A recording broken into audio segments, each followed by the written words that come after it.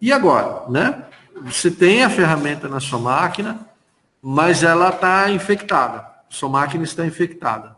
E aí, né? O que fazer? Bom, eu falei há poucos minutos atrás, né? A primeira coisa que você faz é tirar esse equipamento da rede para garantir que ele não vá ser o disparador para outros equipamentos, né? Então, percebeu algo de estranho? A primeira ação que você tem ou é a remoção do cabo ou é a desconexão do Wi-Fi, né? E aí você vai usar as ferramentas de segurança. Quando você manda fazer uma varredura, né? Quando ele começa a fazer comparações dos seus arquivos, dos arquivos que estão na máquina com o banco de dados, se ele não perceber nada, ele vai te avisar. Mas se ele perceber, ele tem dois caminhos, tá? Ele tem dois caminhos. Um deles, ele remove aquele arquivo automaticamente, remove, tá bom? Ou ele informa para você que ele vai colocar ali aquele arquivo, aquele fragmento em quarentena, tá? Colocar em quarentena significa que ele duvida um pouco daquele arquivo, mas ainda não tem ferramentas necessárias para dizer com certeza que é uma contaminação. Por que ele coloca em quarentena? Ao colocar em quarentena, ele aguarda as próximas atualizações do banco de dados. E aí ele vai fazer novas comparações. Como é algo suspeito, né, sua máquina ainda está em risco, ele vai fazer comparações por um determinado intervalo de tempo. E aí, dependendo, ele pode, de novo, remover a ameaça ou manter em quarentena. Você, administrador do sistema, pode ir lá e remover tudo da quarentena. Mas se você não fizer isso, ele vai mantendo essa informação e sempre aguardando as novas atualizações. Tá? Um outro detalhe importante, quando você tem uma contaminação, você remove num primeiro momento, antes de você devolver essa máquina para a rede, é fundamental você reinicialize o sistema.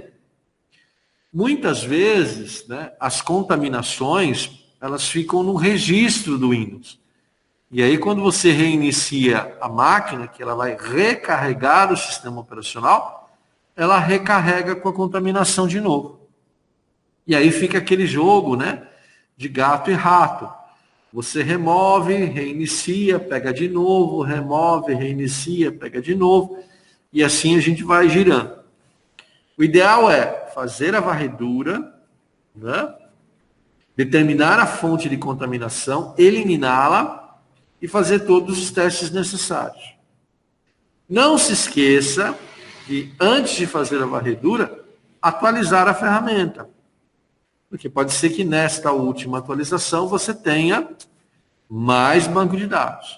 Bom, pode ser, isso vai depender muito do tipo de malware que você tem na sua máquina, que você precise reinicializar o equipamento várias vezes, tá? Isso pode acontecer, pode ser que seja necessário, não estranhe. Mas fique sempre de olho nos resultados das varreduras. Quando o caso é muito grave, né, quando a contaminação já se proliferou por um disco rígido, por exemplo, pode ser que seja necessário reformatar. Pode ser que seja necessário fazer uma nova instalação do sistema operacional. E aí é importante que você tenha aquela situação de backups, que a gente já falou inúmeras vezes, né? Para se garantir nesse momento de desastre. Bom, então essas são as ações básicas necessárias. Redes de dados, tá? Internet, redes locais, elas são alvos frequentes, né? Quando você tem alguém querendo obter informações de você, ela vai encontrar esse caminho, ela vai encontrar essa informação. O que você tem que fazer é prevenir-se, usar o maior número possível de ferramentas para fazer o bloqueio. Mas tem coisas que são públicas, né? Esse serviço, né, o ROIS, quando você vai lá para a internet e você digita o endereço de um site, você acha quem é o dono. Né? E é algo que tem que existir. Tá? Isso tem que existir. Não dá para você ocultar esse tipo de informação. Então, a partir daí, o criminoso começa a obter informações, vai lá no buscador, tenta entender, usa várias técnicas, né? Ele pode partir por uma tentativa de invasão mais específica, né? E aí ele vai usar ferramentas de software bem específicas para fazer varredura de ping, para verificar a disponibilidade de serviços, para encontrar vulnerabilidade em protocolos, em atualizações do sistema operacional. Tá? Ele vai tentar explorar esse tipo de situação. Porém, né, se você tem observação do serviço, observação do site, e você percebe que algo de anormal está acontecendo, a melhor coisa a fazer é agir e não esperar acontecer. Tá?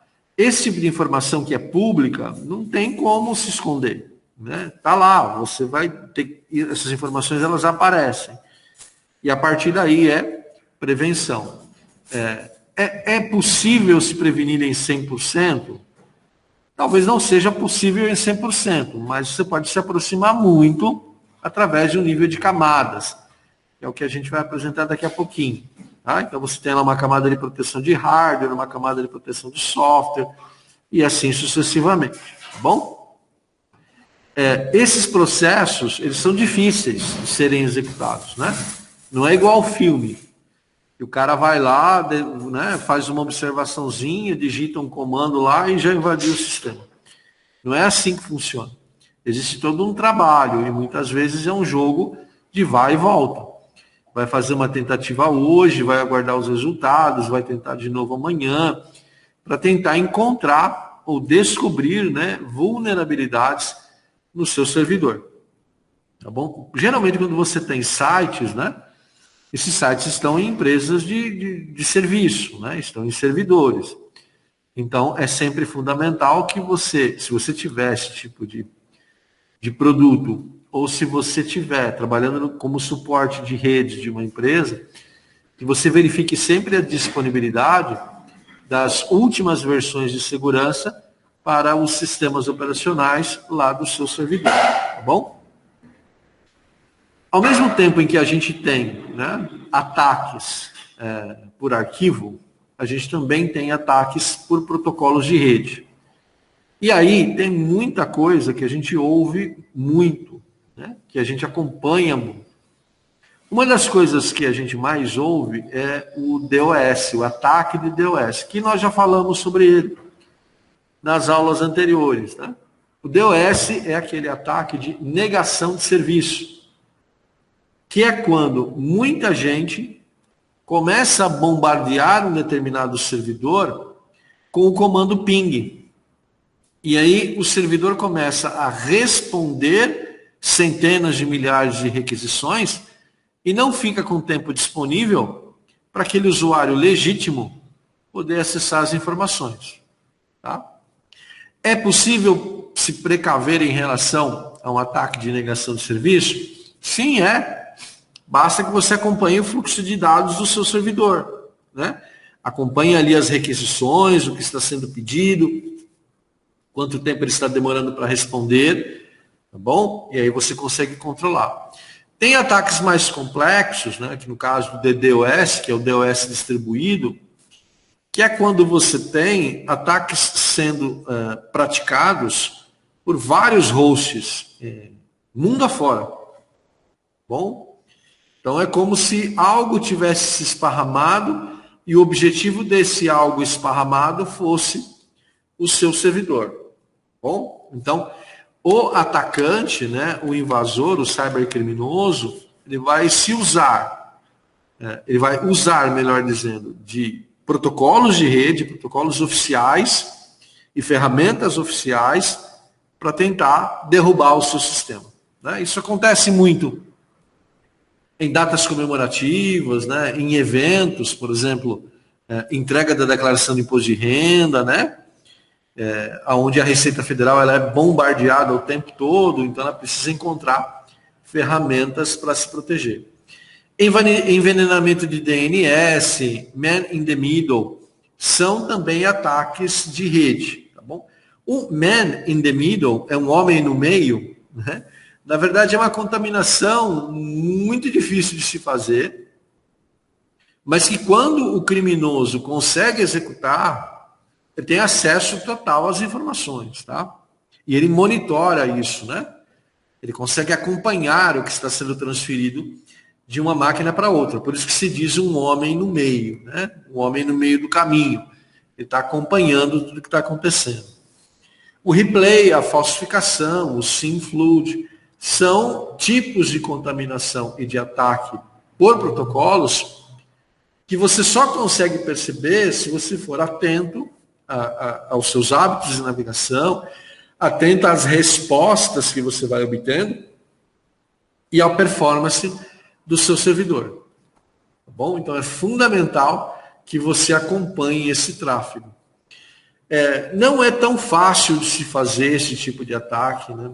A gente encontra muita bobagem na internet, muita gente falando sem conhecimento de causa. Para fazer um ataque TCP/IP, você precisa ter conhecimento. E o sistema do outro lado precisa apresentar vulnerabilidade. Tá bom? Então não é assim que acontece. O vírus é mais fácil, né? Você manda um arquivo, a pessoa vai e clica. O phishing, que a gente vai ver daqui a pouquinho, é mais fácil também. Você manda lá o boleto para o cara pagar e diz que ele está atrasado, né? O cara vai lá e clica, e aí ele abre uma contaminação, né? Uma ferramenta ali. É mais fácil do que você fazer esse tipo de ataque pela rede. Mesmo porque, pessoal, os provedores de serviço à internet, né, as empresas de telecomunicações, elas estão sempre atentas ao que fica em grande quantidade, que chama a atenção dos sistemas de monitoramento, né? Então, quando eles percebem que servidor X, né, está sendo bombardeado ou está recebendo mais requisições do que deveria, a inteligência, através desse processo de segurança, começa a atuar. E aí ela vai criar bloqueios para permitir que aquele serviço continue operacional. Bom? Técnica, né? Quando alguém, ou alguéms, né, usando o plural errado, desferem um ataque, né, para um determinado servidor, e esse ataque é bem sucedido, a gente diz que esse ataque começou no dia 0, na hora 0. O que é isso, né? Dia 0 é a data que aquele sistema foi contaminado. A hora 0 é o relógio. Tá? O dia 0 é algo fixo. A partir daquele dia, as coisas começaram a acontecer. Às 0 horas, né, é o momento em que a exploração foi descoberta. Então, está rolando lá. Você contaminou um outro equipamento, né, e ninguém percebeu. A contaminação está acontecendo, você está coletando dados. Até a hora que o analista, né, que o engenheiro, que o técnico percebe que tem um problema, aí é a 0 hora, que é o momento onde você tem o disparo dos procedimentos de segurança. A 0 hora, ela pode se estender até quando o problema for totalmente resolvido. No caso dos ransomwares, que a gente teve aí há pouco tempo, a Microsoft, né, e as distribuidoras de Linux também levaram um certo tempo para criar uma solução definitiva.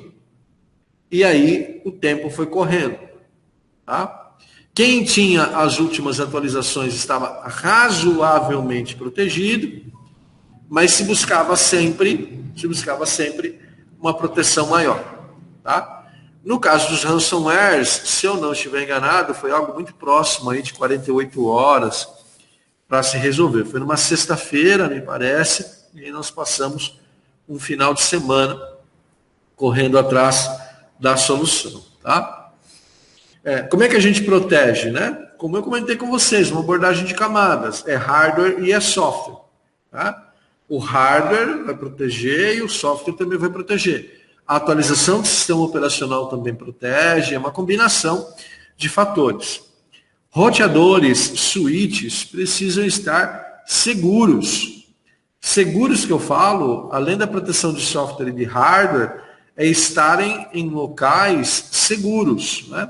Armários com cadeados, em armários posicionados a uma altura maior do que aquela que alguém pode alcançar manualmente, né? Então essas coisas, embora sejam básicas, elas contribuem também para essa abordagem que a gente chama abordagem de camadas, tá bom? Tá, protegi, tudo bacaninha, tudo bonitinho, mas tem um negócio chamado engenharia social. Que aí não tem nada a ver com máquina, tá? Engenharia social é pessoa, tá bom? Então o criminoso vai se aproximar de alguém, de um funcionário, geralmente acima de qualquer suspeita, né? Alguém do dia a dia, e vai tentar obter informações através dessa pessoa. Tá? É manipulação. Tá bom? É aquela conversinha ao pé do ouvido para obter, por exemplo, a senha. Eu presenciei, ou eu vivenciei uma situação onde alguém ligava para um funcionário da empresa, no final de expediente, numa sexta-feira, e falava assim, olha, aqui é do suporte, você pode me passar sua senha de usuário, porque a gente vai fazer manutenção nesse final de semana, e na segunda-feira você já chega e já troca a senha, tá bom? Eu preciso aí para fazer uma varredura, uma instalação. E a pessoa passava, falava, vai, estou passando aí, ó. Na maior boa fé. Então, assim, qual foi o erro, né? O erro foi não ter uma ferramenta de comunicação para informar o momento da manutenção. Quem estava ligando não era de suporte, era uma outra pessoa que ia repassar essa informação. Então, observa que isso é engenharia social, né? Isso é buscar informações nas pessoas para burlar sistemas. E, geralmente, gente, engenharia social não vem sozinha, tá?